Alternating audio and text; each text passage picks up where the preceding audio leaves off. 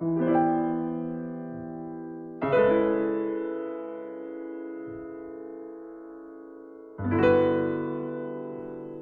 Streibel und Gerhard Pazderka haben sich auf eine Spurensuche an die Schauplätze in Serbien begeben, die in der Erzählung Bora beschrieben werden. In sausender Fahrt ging es in den Ort. Sie hielten im Hof eines Elektrizitätswerkes, das nicht mehr arbeitete. Von hohen Stacheldrahtzäunen umgeben und rundherum scharf bewacht war. Und in dessen Nähe ein kleines Häuschen stand, das als Hilfsgefängnis benutzt wurde.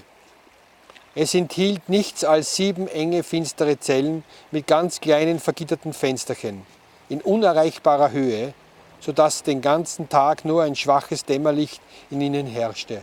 Ihre Einrichtung bestand aus je 2 alten, zerbrochenen Parkbänken, die als Schlafstellen und zum Sitzen dienen sollten und von denen einem nach einer Stunde schon alle Knochen schmerzten, da die Bretter ungleichmäßig hoch waren und zum Teil fehlten. Dort hinein, je 2 und 2, sperrte man sie und ließ sie nur 3-mal am Tag zum Essen für eine halbe Stunde heraus. Tage vergingen, einer nach dem anderen, und nichts geschah, kein Verhör, nichts. Einzelne verzweifelten. Im Juli 1946 arbeitet Mara an seiner Erzählung Bora und kontaktiert ehemalige Kameraden. Einer antwortet: »Mein lieber alter Alois, mit zitternden Händen öffnete ich heute Morgen den Brief, der deinen Absender trug. Er ist den braunen Schergen entronnen, war einer meiner ersten Gedanken.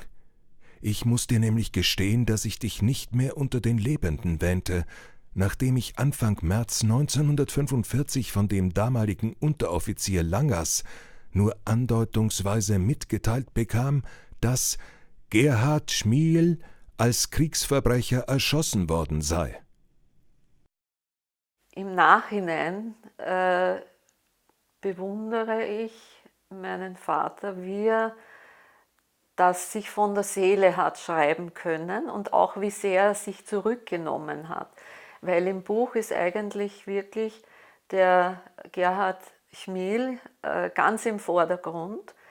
Also er hat wirklich das, glaube ich, als Denkmal für den Gerhard Schmiel geschrieben und nicht um seine eigene Rolle da vollständig oder auch nur in irgendeiner Weise unbescheiden darzustellen.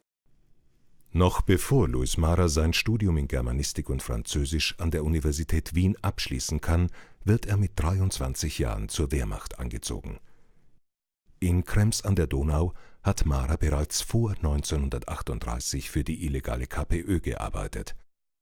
1943 kommt er als sogenannter Horchfunker nach Serbien und entschließt sich mit Gerhard Schmiel Kontakt zu den Partisanen aufzunehmen, um ihnen mitzuteilen, dass die Wehrmacht ihre Funkcodes geknackt hat. Maras Erzählung ist für mich dann halt einfach einzigartig im Thema, auch in der Gestaltung und in der Konstellation.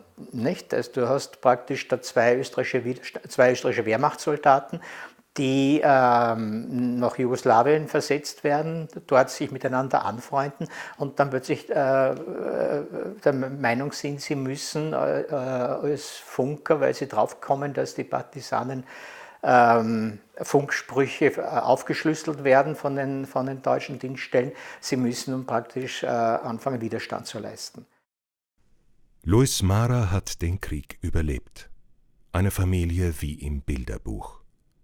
Louis würde gerne schreiben, arbeitet als Lehrer in der Bundesgewerbeschule, heute HTL für Hoch- und Tiefbau. Seine Frau Therese ist die erste kommunistische Stadträtin von Krems. In der Erzählung Bora, die 1947 fast unbemerkt im Wachau Verlag erscheint, setzt er seinem erschossenen Freund ein literarisches Denkmal. Die Kinder Wolfgang und Eva wissen, dass ihr Vater den Krieg hasst und wie wichtig Antifaschismus ist. Doch der Vater redet nie über seine persönlichen Erlebnisse.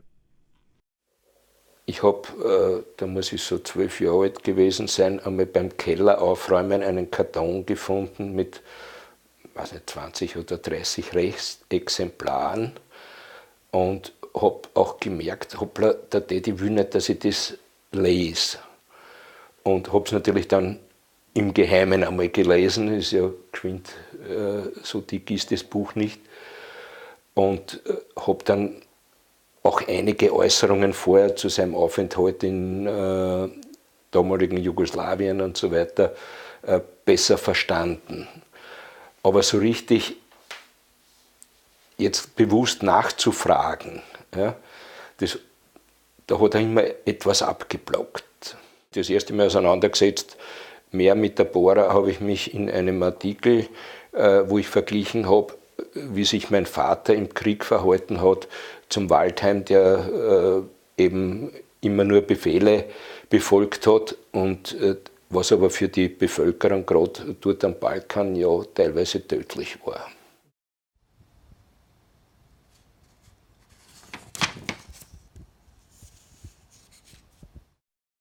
Wahrscheinlich bin ich auf das Buch in einer Wühlkiste von alter Bücher gestoßen, vielleicht am Volksstimmefest auch.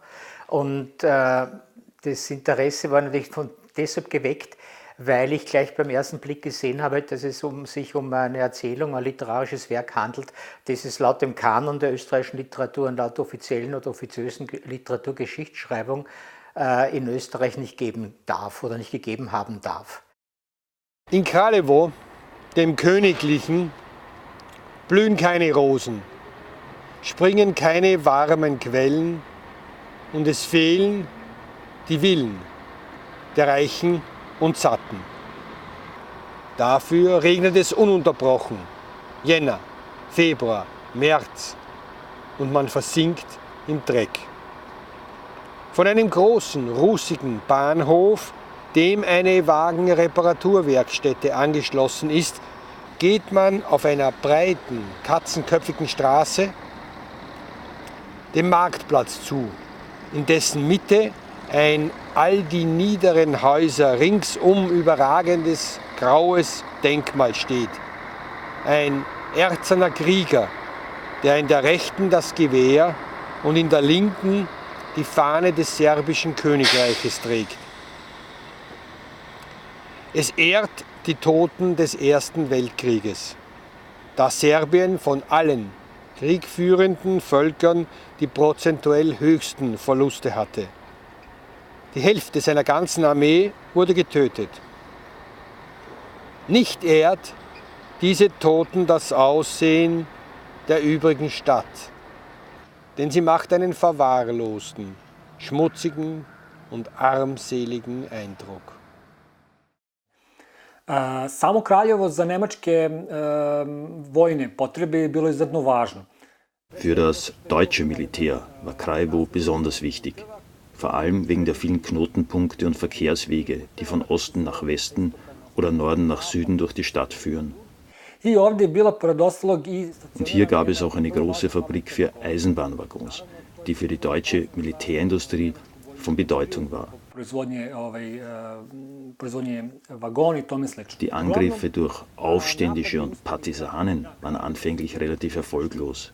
Doch Mitte Oktober 1941 wurden sie immer intensiver und größer. Und so haben die deutschen Truppen auch gewisse Verluste erlitten.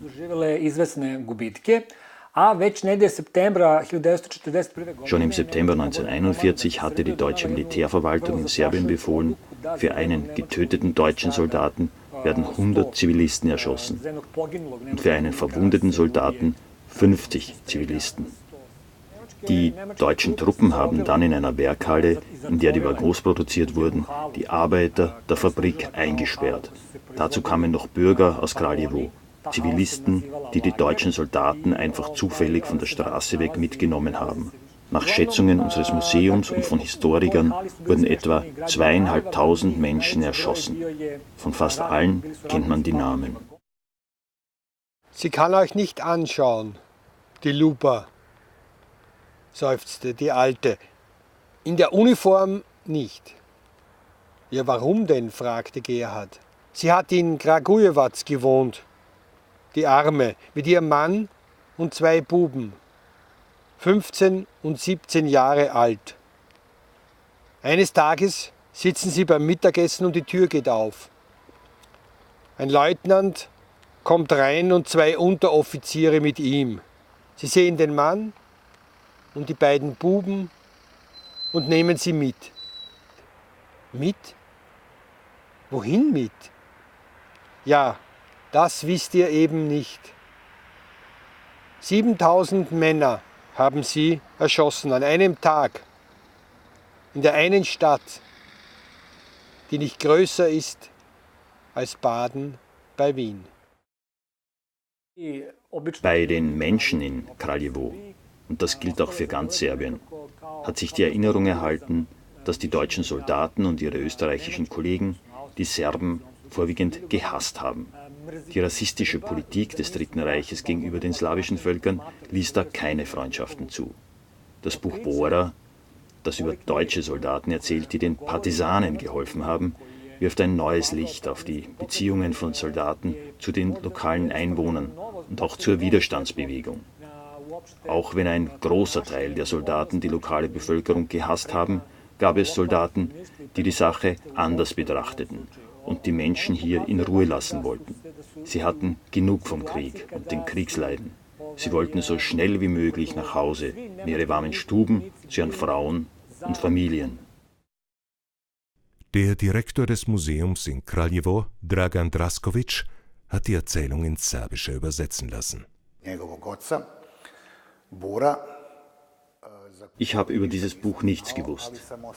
Aber da es 1947 erstmals veröffentlicht wurde, also sehr kurz nach dem Kriegsende geschrieben ist, habe ich verstanden, dass in dem Text viel Wahres und Glaubwürdiges liegen muss. Für mich, nicht nur als Direktor, sondern auch als Historiker, der sich mit der Erforschung der lokalen Geschichte befasst, ist es sehr wichtig, dass ich beim Lesen der Übersetzung viele Details erfahren habe, vor allem die Beschreibung der Städte, in denen Kmil und Mara waren. Man findet viele Informationen über die Lebensverhältnisse der Menschen unter der damaligen deutschen Besatzung und über die Wehrmacht und das Soldatenleben hier, über die Schwarzgeschäfte der Soldaten, über Bordelle und so weiter. Es ist eine sehr persönliche Geschichte über die Erlebnisse dieser 2 Soldaten in diesem Krieg, die Freunde wurden und sich politisch so nahe standen.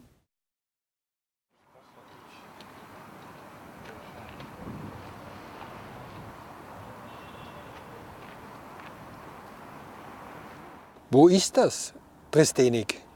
Ein paar Kilometer von hier. An der Straße nach Kruševac wurde die Kompanie auf einigen Lastwagen verladen und bis vor Trstenik gefahren. Jeder hatte 60 Schuss Munition bei sich. Eine MG war auch da. Man verteilte die Leute. Hier, im westlichen Teil des Ortes, im sogenannten Zigeunerviertel, das bis zum Bahndamm reicht, soll gewissen Meldungen nach das Motorrad versteckt sein, sagte der Oberleutnant, der die Aktion führte. Es muss gefunden werden. Bei Widerstand ist von der Waffe Gebrauch zu machen. Schonungslos. Alles klar? Inzwischen durchkämmten die anderen, die das Viertel umstellt hatten, konzentrisch vorgehend die menschenleeren Häuser und Hütten. Sie suchten das Motorrad in Geldbörsen, Schubladen, Kleiderschränken und Betten. Ein paar Glückliche fanden Ohrringe, silberne Uhren. Andere stopften sich Hemden unter die Blusen. In jedem Haus stand ein Fässchen mit Wein. Man trank so viel man konnte. Das Übrige ließ man auslaufen. Der Autor Mara, der hat über ein hohes literarisches Talent verfügt. Er war damals noch jung, kaum 30, vielleicht sogar weniger, als er die Erzählung niedergeschrieben hat. Die Distanz zu dem Selbsterlebten war relativ kurz und trotzdem hat er das mit einer großen Gelassenheit eigentlich dargestellt und kurioserweise trotz der schrecklichen Umstände, von denen berichtet wird, auch mit einer bestimmten Heiterkeit. Eine Heiterkeit, die sich widerspiegelt in der Landschaft, die er beschreibt, die er so beschreibt, dass man sie eigentlich vor sich zu sehen glaubt, und auch hinsichtlich der Menschen, die er beschreibt. Er beschreibt natürlich vor allem, was natürlich in erster Linie sich aufdrängt, ist ja eigentlich diese völlige Verkommenheit, sowohl natürlich der deutschen Besatzer als auch der serbischen Kollaborateure, der Chetniks und so weiter, die hohen Preise, der Schleichhandel, der Kameradendiebstahl. Gleichzeitig ist er aber tief verbunden, das merkt man beim Lesen, den Menschen dort auch, vor allem natürlich der Zivilbevölkerung, natürlich dann indirekt natürlich ganz klarerweise auch denen, die aufstehen gegen die Besatzer, also den Partisanen. Aber das Beeindruckendste ist eigentlich die genaue und sehr empathische Darstellung der Menschen. Der Ärmsten vor allem, also der Roma, das ist eigentlich zum Teil auch unerträglich, die Umstände, unter denen sie versuchen, einfach zu überleben. Die Trommel schwieg. Mit hastigen Worten verlas einer das Todesurteil und die Ablehnung des Gnadengesuches. Der Pfarrer beugte sich vor und flüsterte Gerhard Bibelworte zu. Der aber stand aufrecht, wie geistesabwesend. Mit geübten Händen rissen die Gendarmen den Rock von Gerhards Schultern, so dass er im weißen, kragenlosen Hemd dastand, und warfen ihm den Strick um den Leib, der ihn an den Pfahl festbinden sollte. Als sie ihm ein weißes Tuch über die Augen schlugen, schüttelte er den Kopf und sagte laut und ruhig: Muss das sein? Ich will die Sonne sehen. Ich habe jedenfalls herausgehört, dass er immer die Mutter besuchen wollte, des Gerhard Chmiel, aber es einfach nicht geschafft hat. Es war ihm sozusagen die Verantwortung bewusst, die er da auch mitgetragen hat. Und das hat er einfach nicht übers Herz gebracht, zu der Frau zu gehen und zu sagen, ich lebe und ihr Sohn ist tot. Ja. Das hat ihn, glaube ich, wirklich bis zum Schluss bewegt. Ja.